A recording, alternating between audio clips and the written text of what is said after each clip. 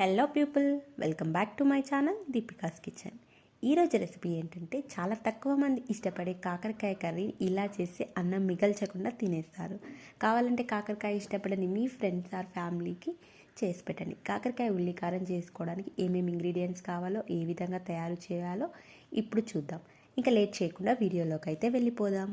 ఇప్పుడు కాకరకాయ ఉల్లికారం కోసం ఒక పావు కిలో కాకరకాయలను తీసుకోవాలి. వాటిని ముందుగానే వాష్ చేసి వీడియోలో చూపిస్తున్న విధంగా కట్ చేసుకోవాలి. కాకరకాయ ముక్కలు ఒక 1 ఇంచ్ ఉండేలా కట్ చేసుకుంటేనే నూనెలో ఈజీగా ఫ్రై అవుతాయి. ఇప్పుడు ఈ కాకరకాయ ముక్కలన్నింటిని ఒక ప్లేట్లోకి తీసి పక్కన పెట్టేసుకోండి. ఉల్లికారం కోసం ఒక 2 పెద్ద సైజ్ ఉల్లిపాయలను ముక్కలుగా కట్ చేసి పక్కన పెట్టేసుకోండి. ఇప్పుడు కాకరకాయ మధ్యలో గింజలను, గుజ్జును ఇలా ఒక చాక్తో కానీ స్పూన్తో కానీ తీసుకోవాలి. గింజలు పండితే తీసి పడేయండి, లేదంటే ఈ గుజ్జు గింజలను లాస్ట్లో మనం తాలింపులో కూడా వాడుకోవచ్చు. ఈ గుజ్జు గింజలు కాకరకాయ కూరలో చాలా టేస్టీగా ఉంటాయి. ఒకవేళ మీకు నచ్చకపోతే స్కిప్ చేసేసుకోవచ్చు.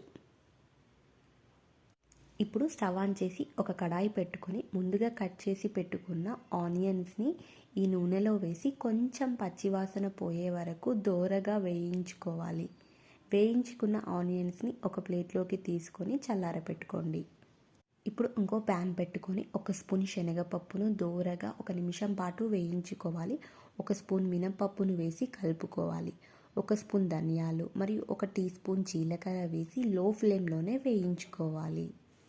ఒక చింతపండు రవ్వ వేసి ఒకసారి కలిపి స్టవ్ ఆఫ్ చేసి పక్కన పెట్టేసుకోండి. ఇప్పుడు మళ్ళీ స్టవ్ ఆన్ చేసి కడాయి పెట్టుకొని అందులో ఆయిల్ వేసుకోవాలి.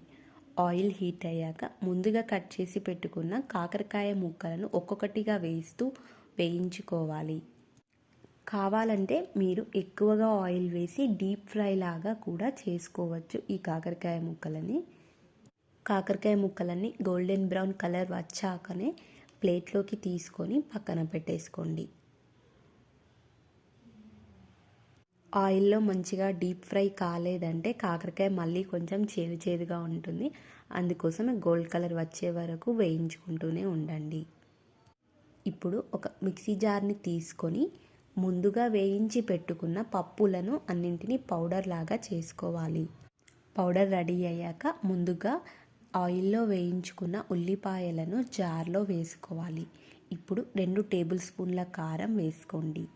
1 స్పూన్ ఉప్పు, 7 నుంచి 8 వెల్లుల్లిపాయలు, కొద్దిగా పసుపు వేసి పట్టుకోండి. మిక్సీ పట్టుకున్న పేస్ట్ను పక్కన పెట్టేసుకోండి. ఇలా పేస్ట్లా అయ్యాక కాకరకాయ ముక్కల మధ్యలో ఒక్కొక్క దానిలో ఈ పేస్ట్ని పెట్టుకుంటూ ప్లేట్లో పెట్టేసుకోండి. పేస్ట్ మిగిలితే లాస్ట్లో కూడా వాడుకోవచ్చు.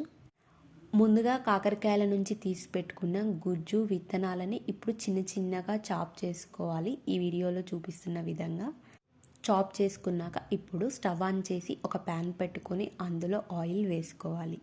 ఆయిల్ హీట్ అయ్యాక కొంచెం జీలకర్ర వేసుకోండి. కట్ చేసి పెట్టుకున్న కాకరకాయ విత్తనాలని ఇందులో వేసుకోండి. గోల్డెన్ బ్రౌన్ కలర్ వచ్చే వరకు వేంపితేనే ఇవి క్రిస్పీగా టేస్టీగా అవుతాయి. ఇప్పుడు స్టఫ్ చేసి పెట్టుకున్న కాకరకాయ ముక్కలను ఇందులో వేసుకోండి. 1 నిమిషం పాటు లో ఫ్లేమ్లో పెట్టి కలుపుకోవాలి. ఇప్పుడు మిగిలిన ఉల్లిపాయ కారంను వేసి ఒక 2 నిమిషాల పాటు లో ఫ్లేమ్లోనే కలుపుకోండి. మీరు కావాలంటే లాస్ట్లో స్టవ్ ఆఫ్ చేసే ముందు ఒక 2 రెమ్మల కరివేపాకు, కొంచెం కొత్తిమీర వేసి స్టవ్ ఆఫ్ చేసుకోండి. ఇలా చేసే కాకరకాయ చేదు అనేది ఉండదు. ఇలాంటి మరిన్ని రెసిపీస్ కోసం నా ఛానల్ని సబ్స్క్రైబ్ చేయండి. Thanks for watching.